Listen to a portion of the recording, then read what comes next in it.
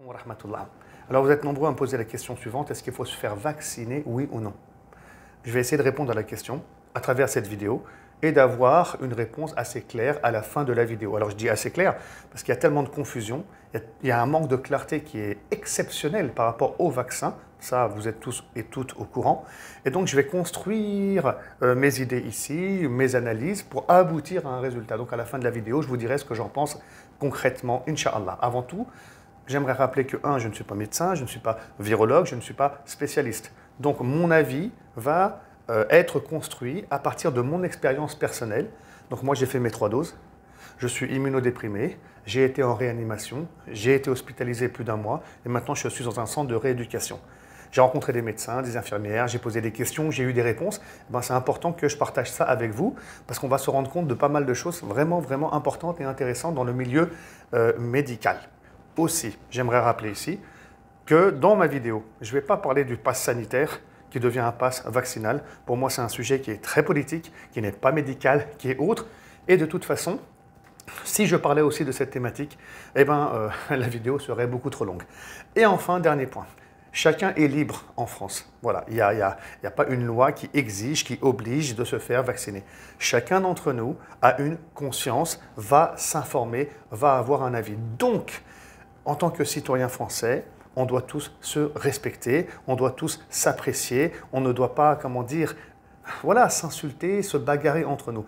Donc il faut éviter tous les extrêmes et être à l'écoute de l'autre. Voilà, ça c'est très important de le rappeler. Moi, j'ai aucun, bien entendu, intérêt avec qui que ce soit dans tous les positionnements que je vais avoir. Je donne juste mon avis. Pour commencer, je vais parler de mon expérience.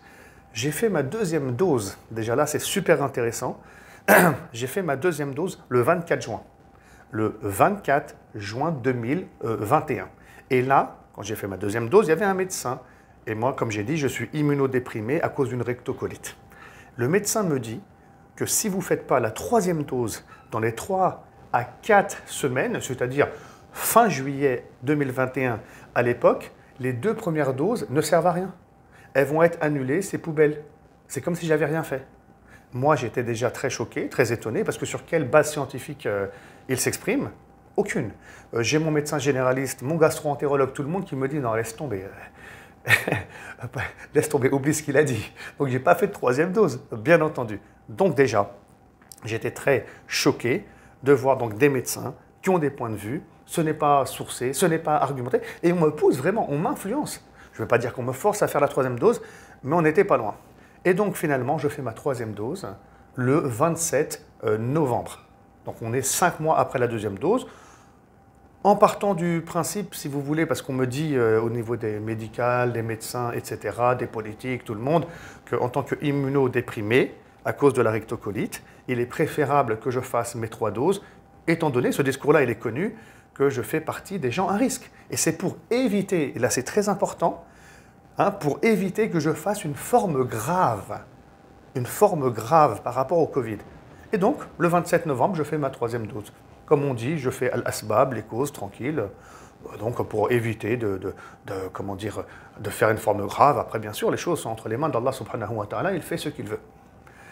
Et le 5 décembre, quelques jours après, je rentre en réanimation et je fais une forme grave.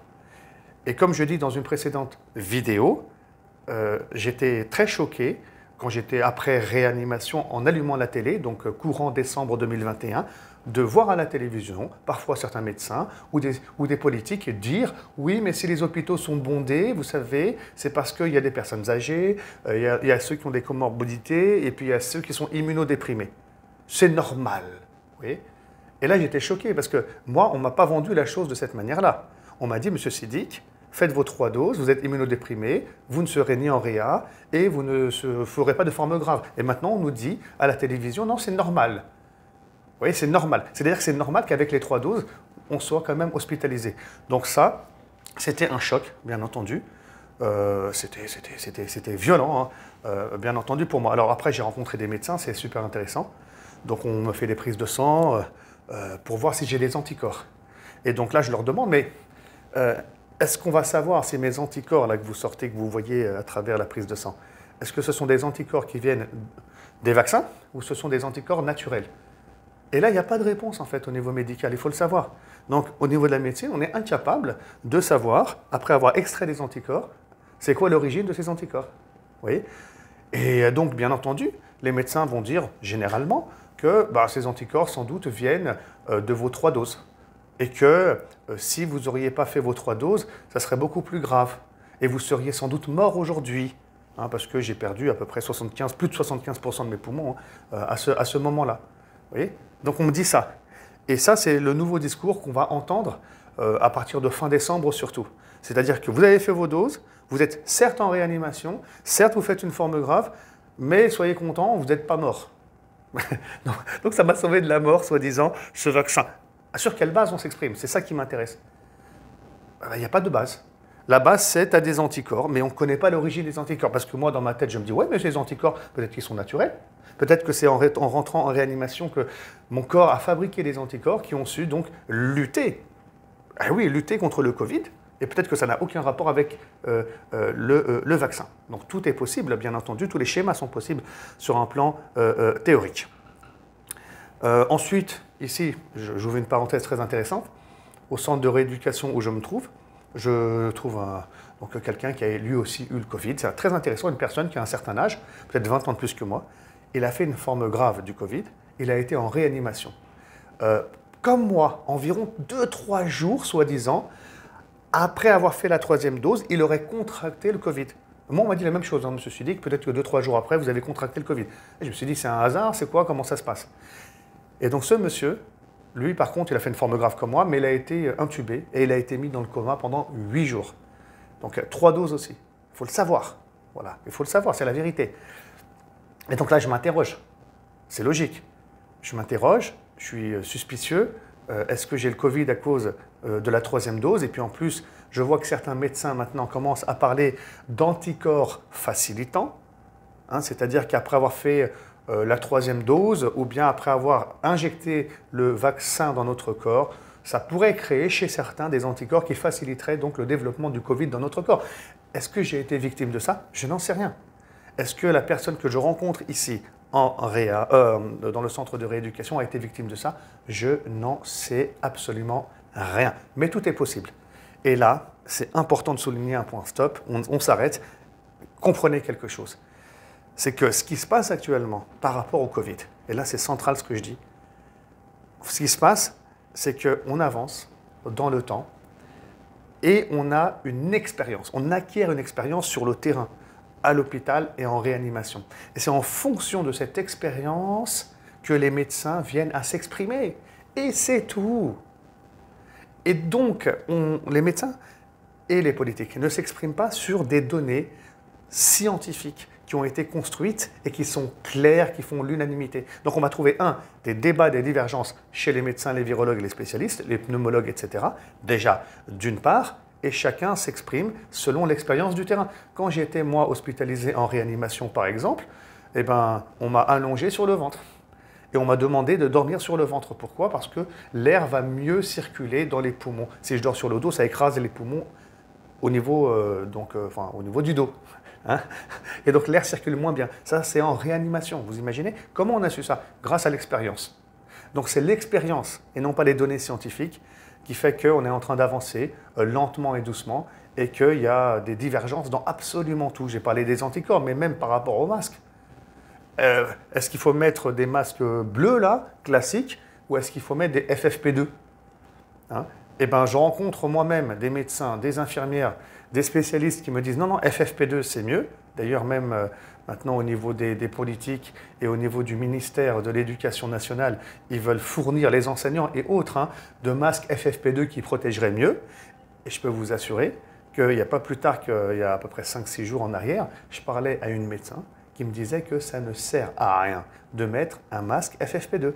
C'est exactement la même chose que le masque bleu classique que les gens mettent pour le Covid et pour l'ensemble des maladies, si ce n'est des maladies comme la tuberculose, etc. M'expliquer tout ça, je ne vais pas développer ce point-là. Donc, il faut savoir qu'au niveau de la médecine, ce n'est pas 1 + 1 = 2. Il y a des débats, il y a des divergences, il y a des avis différents, il y a des données scientifiques parfois, et il y a aussi l'expérimentation, l'expérience.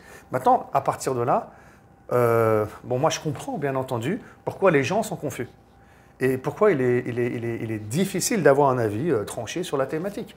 Alors d'un côté, on a les intérêts des labos. Ah ben oui, les labos, ils ont des intérêts, il faut pas être aveugle. Donc Pfizer et les autres gagnent des milliards, c'est normal, c'est logique. Ils vont défendre leurs intérêts, ils vont vendre un produit. Et puis on remarque aussi que voilà, c'est les intérêts financiers, ça marche comme ça. Hein, Moderna et tous ceux qui fabriquent donc des vaccins. Et donc des fois ils disent des choses, des fois ils disent le contraire, et ça crée des ambiguïtés chez les Français. Ensuite, on a aussi les hommes politiques qui vont suivre les instructions de leurs fournisseurs, Pfizer et autres, et qui vont dire publiquement des choses à la télé, et le mois d'après, ils disent le contraire.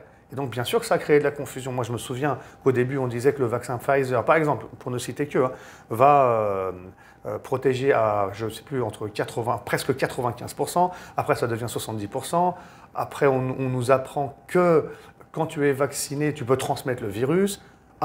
Et on te dit, mais t'inquiète, tu ne fais pas de forme grave. Après, on apprend que tu fais une forme grave. Après, on apprend que tu peux rentrer en réa. Vraiment, c'est véridique, ça.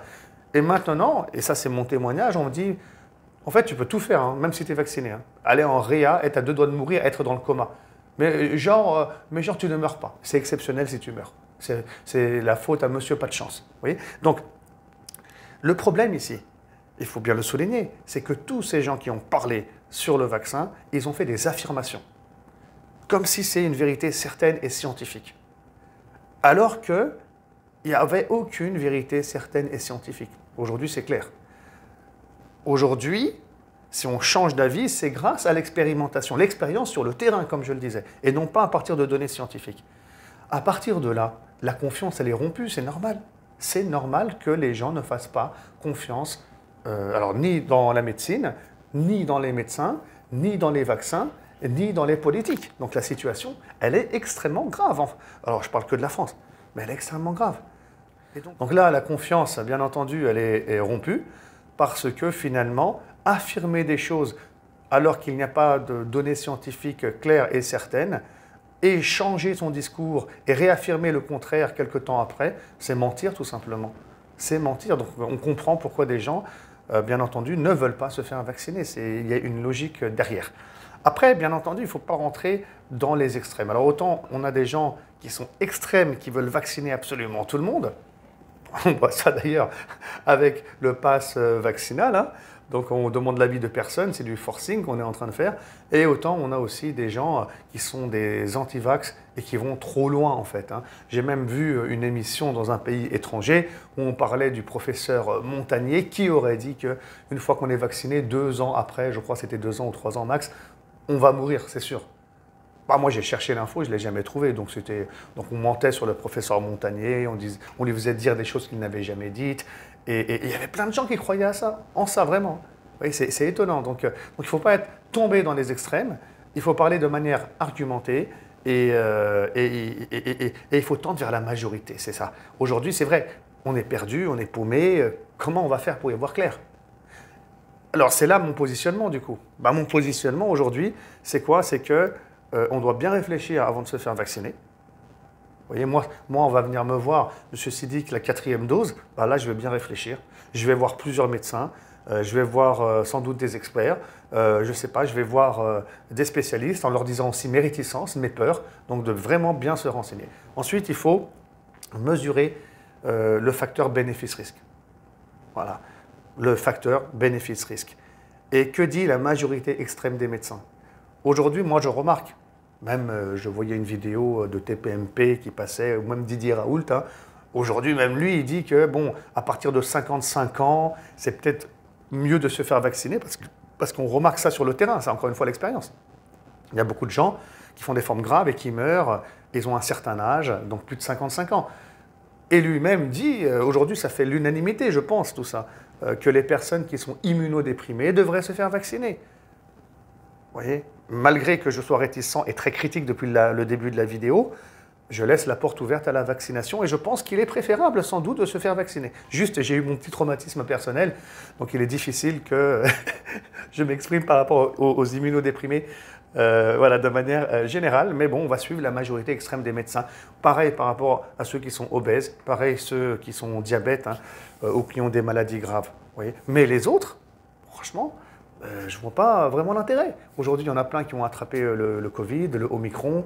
Ils ont fait des formes, vous savez, grippales, etc. Non pas des formes graves. Maintenant, ils ont leurs anticorps, ils sont protégés. Donc pourquoi se faire vacciner? Telle est la question quand on est en bonne santé et qu'on n'est pas âgé. Voilà, ces questions se posent et elles sont légitimes. Voilà, et pour terminer, je voudrais conclure en disant que la médecine, finalement, c'est plein d'avis différents, c'est plein de courants différents et c'est plein d'écoles différentes.